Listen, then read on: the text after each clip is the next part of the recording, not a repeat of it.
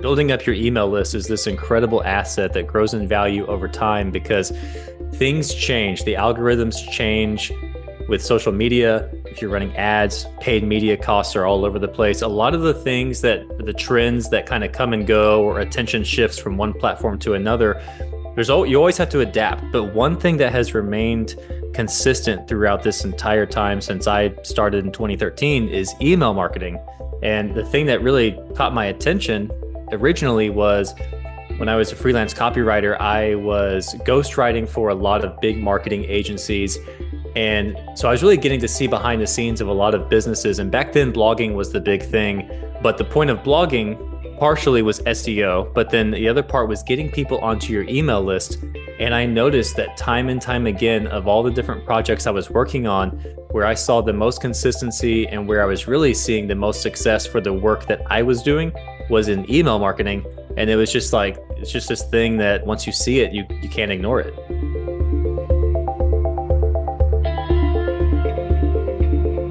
Welcome to another episode of the Health Coach Academy podcast. I'm your host, Omar Cumberbatch of OmarCumberbatch.com. Appreciate you joining me today. I have a really great guest today. His name is Kyle Stout, and he is the founder of Elevate and Scale, which is a leading digital marketing agency that helps seven-figure product-based entrepreneurs elevate their brand and scale their growth. One of the things that I wanted him to be on the show, selfishly, honestly, is to discuss email marketing. And it's funny how synchronicity works. And I had Kyle on just as I was preparing a module for the course regarding the importance of email marketing. And what's interesting as well is the fact that I don't know how you guys feel about what's going on in social media today, but Twitter looks like it's in trouble. Facebook is basically dead, right? You're seeing social media platforms just being stunted at this point. Like, it's just not where a lot of the action is. And this is something that's been discussed for many years, is why your email marketing is so important. Is because you own it. You can do whatever you want with it. And you're not under the threat of situations like Twitter going down and Facebook not having as much traction as it used to have, being a factor when you're trying to sell your stuff. So I'm glad Kyle jumps on, drops some knowledge bombs on us, and really helps us kind of understand and reaffirm the importance of email marketing. So I'm really excited to share him with you. As mentioned, the course is on the verge of dropping. I will let everybody know about that. Please, as always, leave a rating and review on iTunes. It gives me the opportunity to get such good guests just like Kyle Stout. So let's jump into the show. Hey, Kyle, how are you today? Welcome to the show. I'm great. Thank you for having me. Yeah, this is something that I know is a topic that a lot of health coaches are very interested in, including myself, and it is often a very much overlooked aspect of business, which is something that I can't wait to jump in with this email marketing stuff. But I know that you started out as a freelance copywriter, and I just wanted to give you an opportunity to expand on that and your journey to your company today. Okay, yeah. I mean, I think that a lot of people are going to find some similarities here. So I started out as a freelance copywriter. Coincidentally, I've always had an interest in health and fitness. It was always just, like a passion of mine. And at one point in my freelancing career, I was like, okay, let me take these copywriting and marketing skills I've learned. And I went and I was an online fitness coach for a while.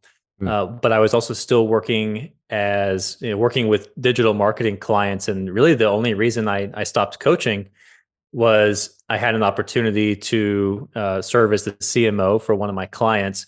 And that just kind of took my career down a different path, which led to me now starting Elevate and Scale in 2019, where we focus on email marketing and a lot of the creating the marketing automation systems for businesses. So how did you stumble upon its importance of email marketing? I know it doesn't seem as sexy as social media marketing and all that kind of stuff, but I consistently hear from so many different coaches and experts in marketing that that's where the real impact that you can have. So how did you stumble upon it? Yeah, it's definitely not as sexy. It's definitely not going to catch your attention like blowing up on TikTok or anything like that, right? Right. Um, but like you said, it is so valuable, and it's in building up your email list is this incredible asset that grows in value over time because things change. The algorithms change with social media. If you're running ads, paid media costs are all over the place. A lot of the things that the trends that kind of come and go or attention shifts from one platform to another, you always have to adapt. But one thing that has remained consistent throughout this entire time since I started in 2013 is email marketing. And the thing that really caught my attention originally was when I was a freelance copywriter, I was ghostwriting for a lot of big marketing agencies. And so I was really getting to see behind the scenes of a lot of businesses. And back then, blogging was the big thing. But the point of blogging partially was SEO, but then the other part was getting people onto your email list.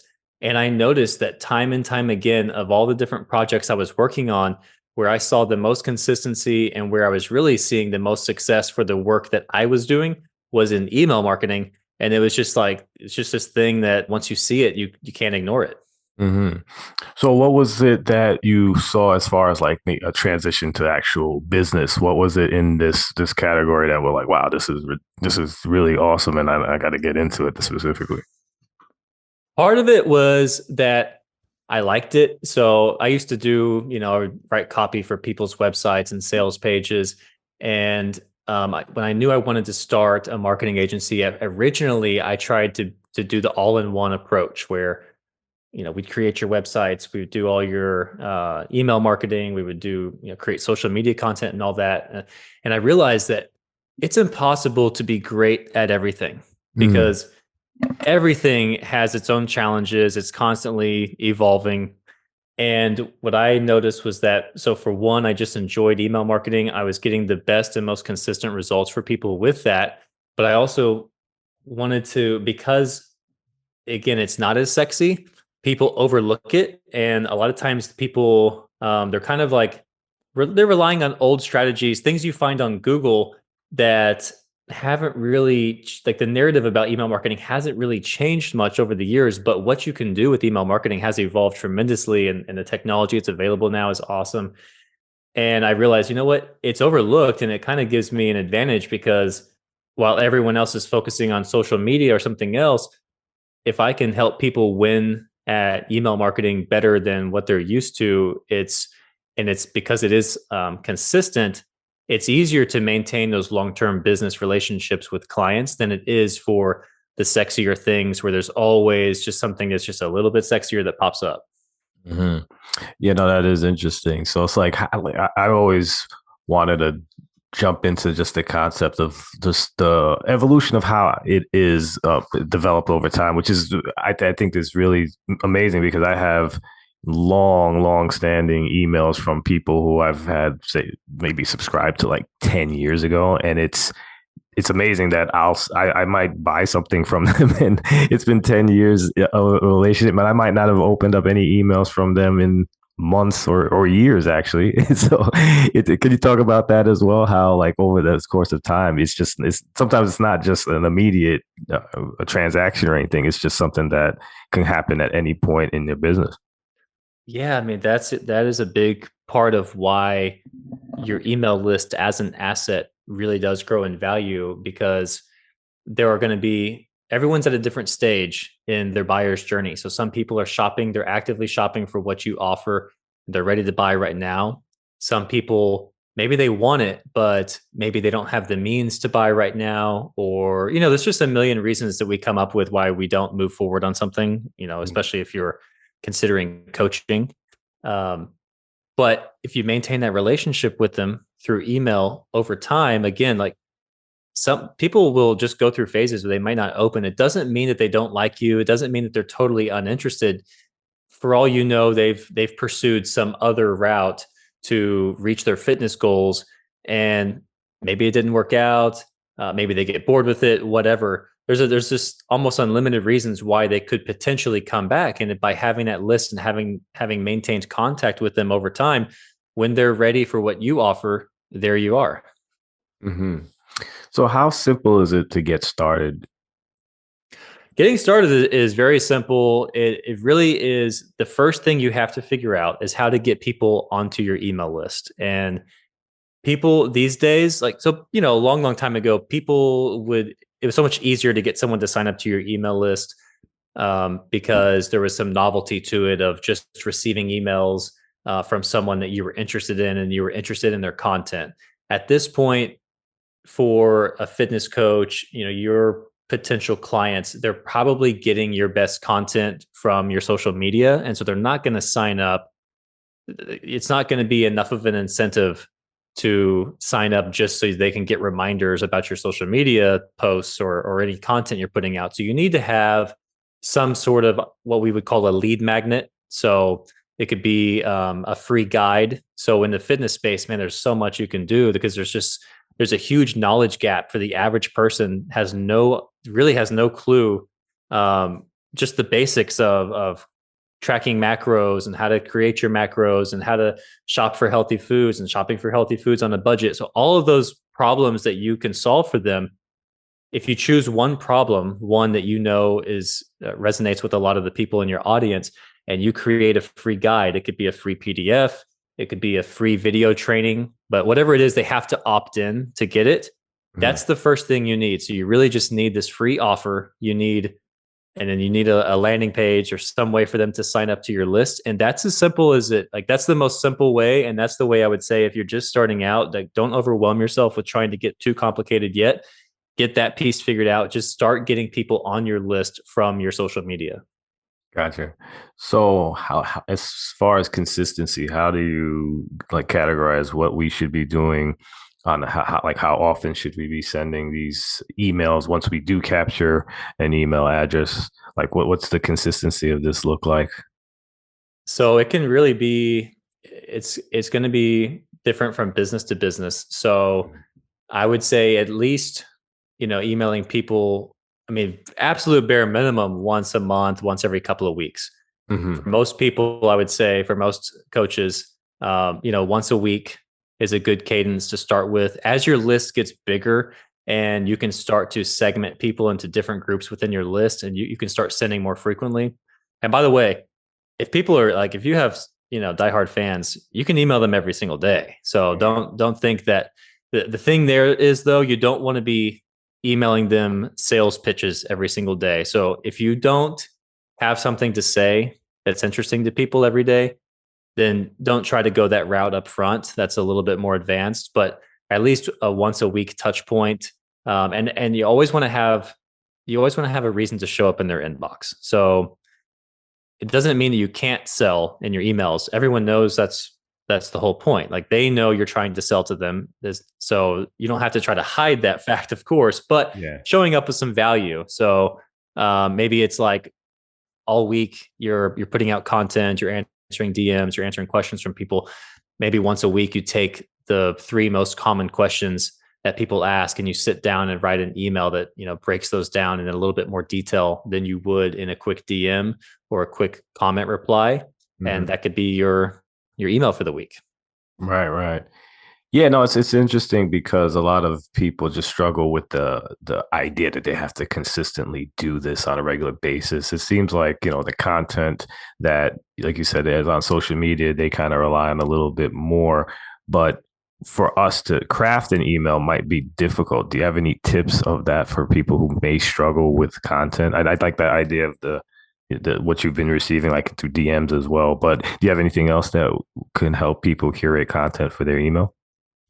Yeah, you could so a similar approach that I would recommend for any type of content marketing, whether it's social media, blogging, whatever. The first place you can start would be looking at just look at the average person in your audience. So what's their starting point? And then look at what is success to them. So for different coaches, they might be working with people who are trying to get a 6-pack, maybe it's could be at the level of you're working with competitors who are trying to reach an elite level of fitness.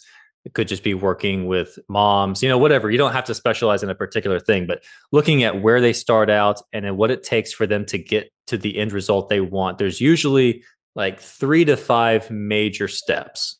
So in the fitness coaching world, they're going to have to figure out the diet piece, and they're going to have to figure out a fitness program. And then there's definitely a level of accountability. There's a mindset that's a major piece, right? So these are like the big things that they have to figure all these out to really get results. So those are the big categories. Now, within each of those big categories, you think about, okay, what does it take to actually nail down this category? So with training, it could be something like, how do you choose a workout split, or how many reps and sets do you need to do? I mean, that's like, you can just keep going down and down the list, and each one of those subtopics can be an email. Mhm. So that's Yeah. one that's like just breaking down the process. Of course, Q&A. So any of the questions you get, that's great. You can even, if you're just really getting started and you have no audience, you can go look at other coaches that you follow that you like. Look at all the comments on their posts and look at all the questions they're asking, and then Hmm. you can use those as Q&A if you're not getting Q&A yet. No, it makes sense. I guess one of the questions that I think the audience would love to answer as well is like, we know that getting them to sign up is great, but any way that we can get them there specifically. So I know that's like the initial piece is to get them on your website. What do you suggest to a coach out there who needs that traffic to get to the website to do?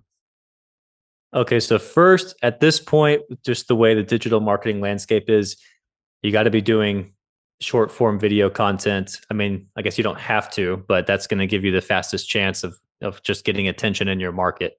Um, and what I would do is first just focus on building up, just getting some attention from people, building up that initial audience of people who are consuming your content.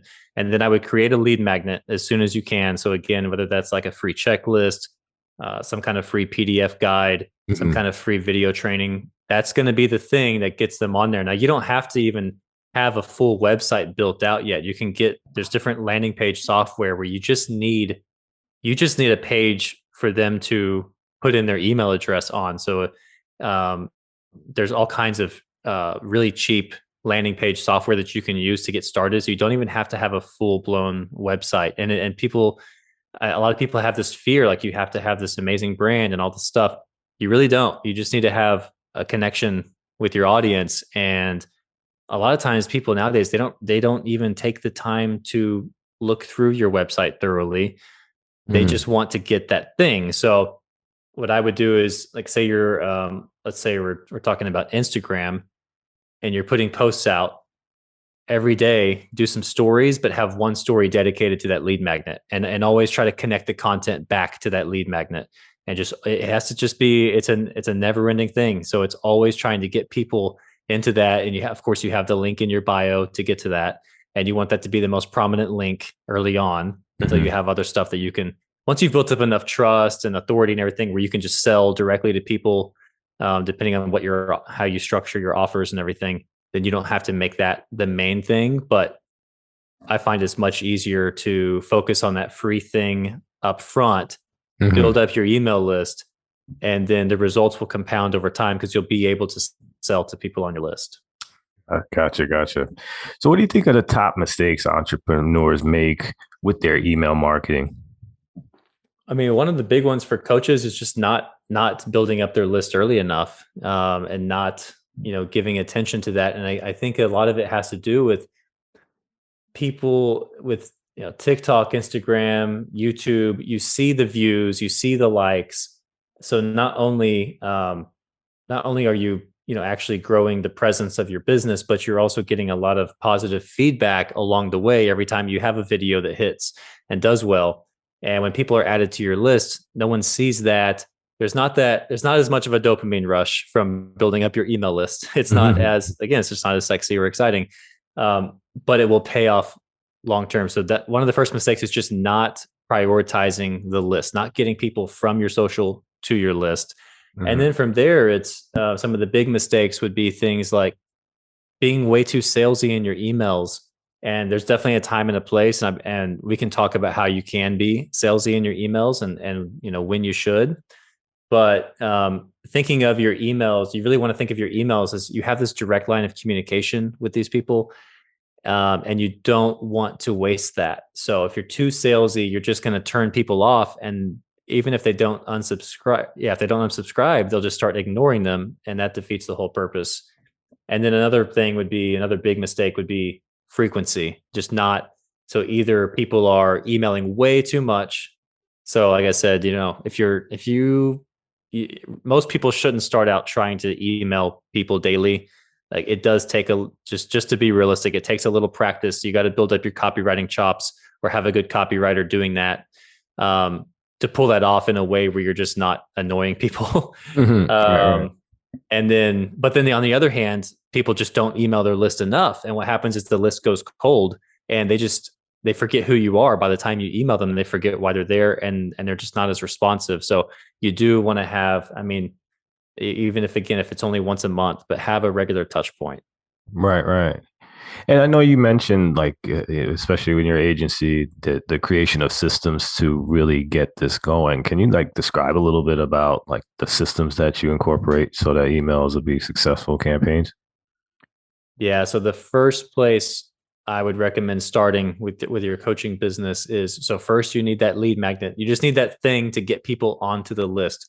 From there, now you can start to build out your email automations. And this is where the ROI on your effort is going to be the highest initially, because these emails are automated. So it's not that they're totally set it and forget it, but you can kind of, you don't have to work on them every day. You can kind of like let them run for a while, look at the results, come back and tweak them. So the first thing you need to do is, I would recommend optimizing your sales process. So what I mean by that is, look at the step-by-step process for your particular offers. So for example, let's say you're doing one-on-one coaching, and prior to signing someone up, you have a sales call. Maybe you do 2 sales calls, maybe you do 1, everyone's different. But let's just say you have 1 sales call, people sign up, then you onboard them into your one-on-one coaching program. So it's a pretty simple sales process. What you want to do is you want to have follow-up in place in between those steps. So someone first signs up on your list, give them the thing that they signed up for, then have some automated follow-up emails that provide a little bit more value on top of that, but also start trying to push them into that discovery call, or whatever you call your sales call for your one-on-one coaching program. And then for people who, I don't want to get too advanced here, but so let's just say people go to the sales call, but they don't close on the call. So you can have some automated emails set up to now follow up with them on that. So maybe you're sending them, client testimonials, or just sending them more resources, sending them more information about why it would be a good decision to move forward, looking at the sales objections that come up and having those things explicitly, said in your email. So that way you're addressing the stuff that maybe they didn't even bring up to you, but they're thinking it. And so now all you had to do is get them onto your list. Now you've got this automated system that's pushing them into sales calls. And then for the people who don't close on the sales calls, you've got this automated system for people to follow up with them to try to still close them at a later date. And then, from there, I would say, just to be sure you're delivering a great client experience, you can automate your onboarding emails. So that way people have a very nice professional start to your program.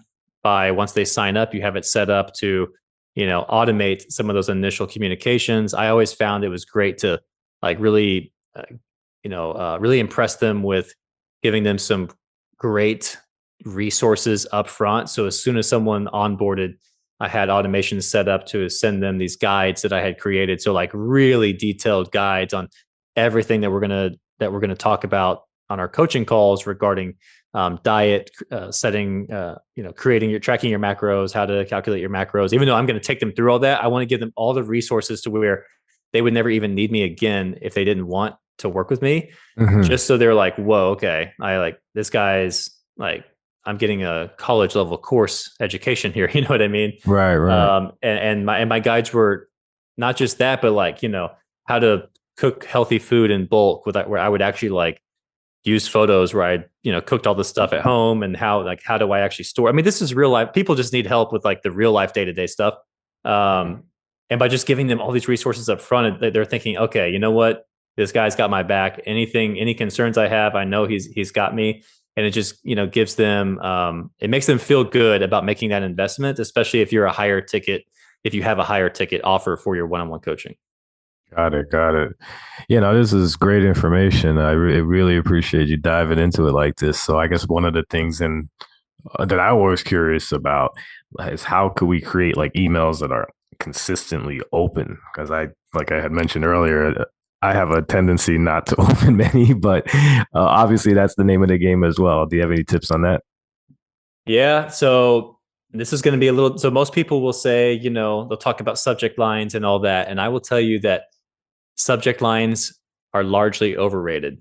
So if you want to, subject lines are very important when you're emailing cold audiences. They can make or break email success when you're emailing cold audiences. But for people who they've followed you online, they've opted in to get this free thing that you offer, they're interested in you. So the biggest mistake people make is not maintaining that good relationship with them. So the best thing you can do is to have a regular touch point and to be sending them emails they actually want to receive, meaning that you care, like you actually care about the content that you're creating in those emails. And it doesn't mean they have to be these long, detailed guides. You don't have to, everything doesn't have to be this crazy, mind-blowing thing.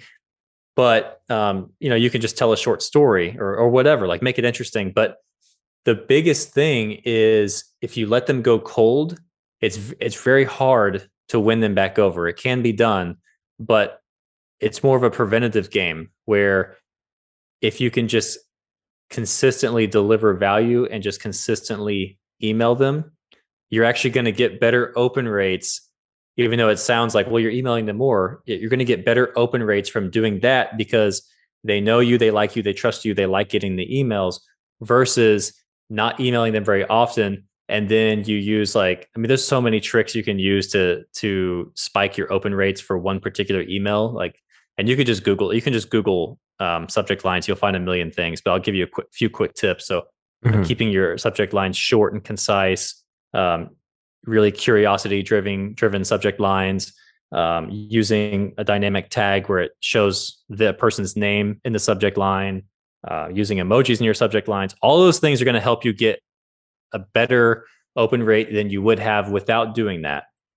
But if your list is cold and you're relying on those tricks, you got them to open then, but they probably won't open again if you didn't deliver on them opening that email that time. So it's like if you trick them into opening and they didn't really get anything in return, they're not coming back. So that's Right. why that game can only last so long. And it really is, you have to be playing the long game and really be thinking about, okay, who am I emailing and crafting the content around them, focusing more on who than on what you're selling.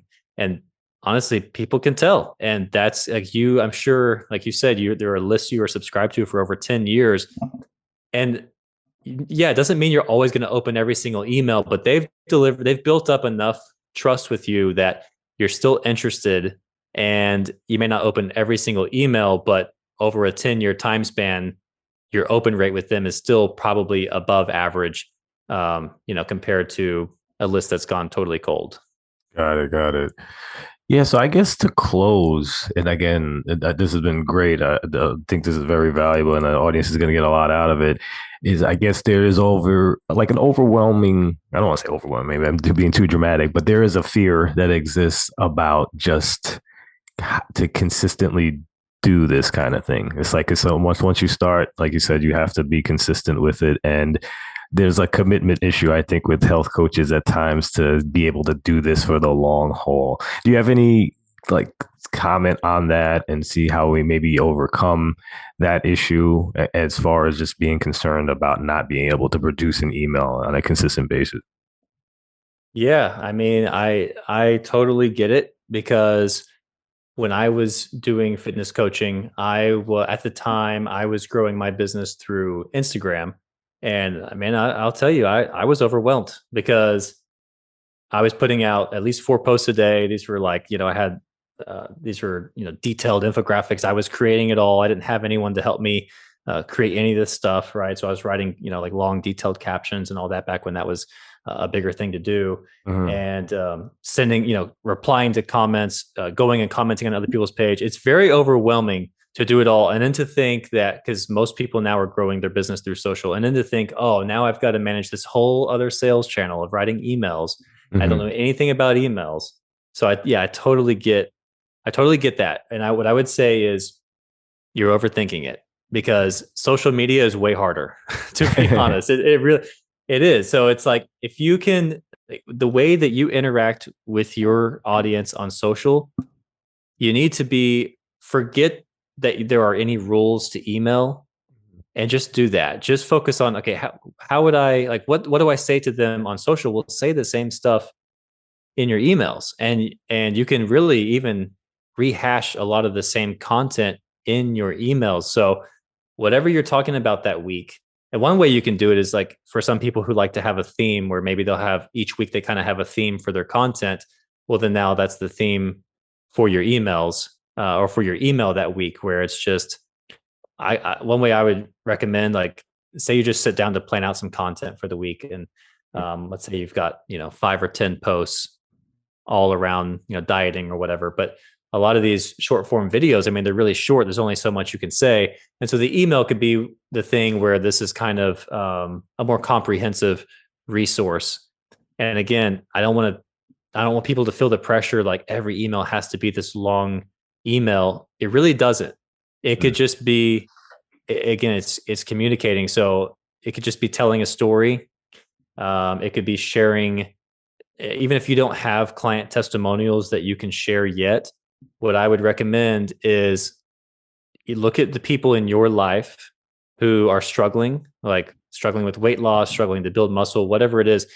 We all have those people in our lives, and we all know what they're doing wrong. So then when you sit down to write an email, think of that person in your life and write to them what you would want to say. Whether it could be one day you feel like, you know what, they need a little bit of, they need a pep talk. They need a pep talk today. Or maybe it's like the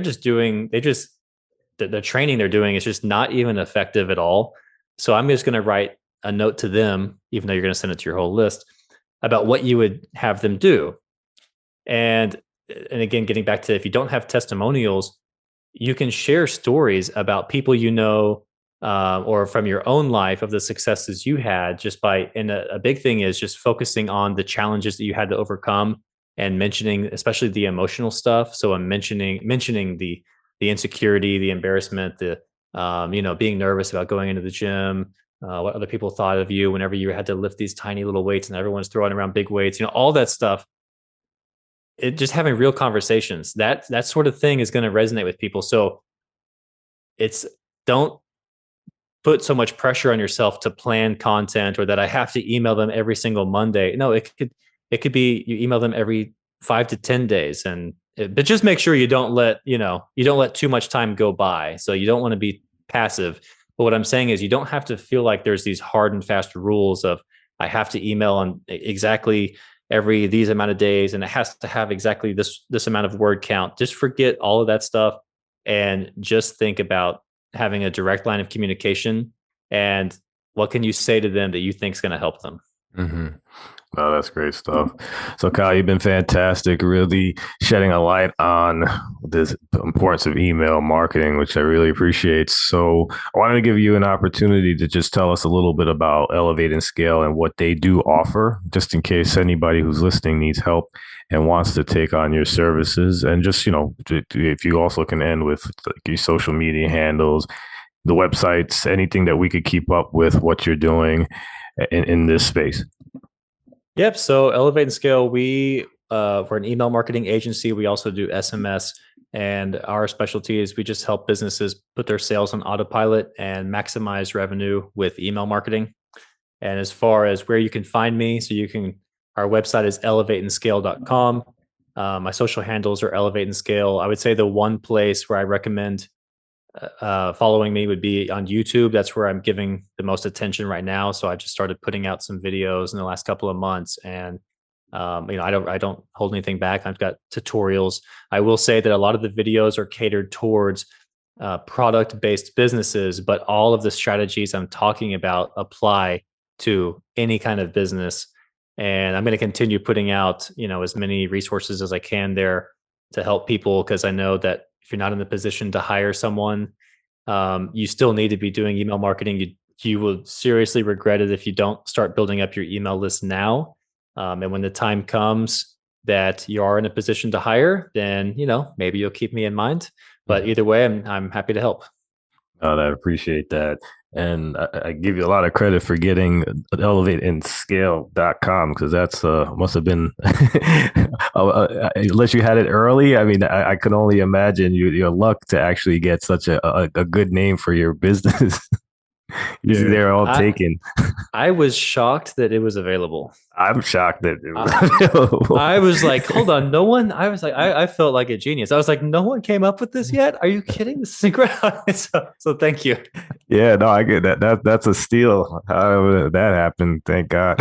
Yeah, that's what I was like. I just could not believe it. I was I was so happy. I was expecting to have to pay some ridiculous price for the domain. Usually like the really good domains, if they're available, they're thousands of dollars. This was like a $10 domain. I know. Yeah, no, there was, I forget it now, but there was one other guest who had like a great name like that, and she got it for free. I was like, get the hell out. That's like unheard of, but yeah, no, well, congrats on that. That's a come up. Yeah, thank you, man. All right, Kyle, thanks again for being on the show. Really appreciate having you today. Yeah, thank you so much for having me. Hope you enjoyed listening to today's episode of the Health Coach Academy podcast. If you did, jump over to iTunes and leave a rating and or review. It goes a long way in helping get this message out to our fellow health coaches and people in our industry. Also, if you can, jump over to my website, omarcumberbatch.com, where I give out a lot of freebies, including my 5-day sugar challenge for people who are having issues with sugar. And also for health coaches, I have the book, Hidden. It's the 6 not so obvious ways to get your clients unstuck. Have a great day.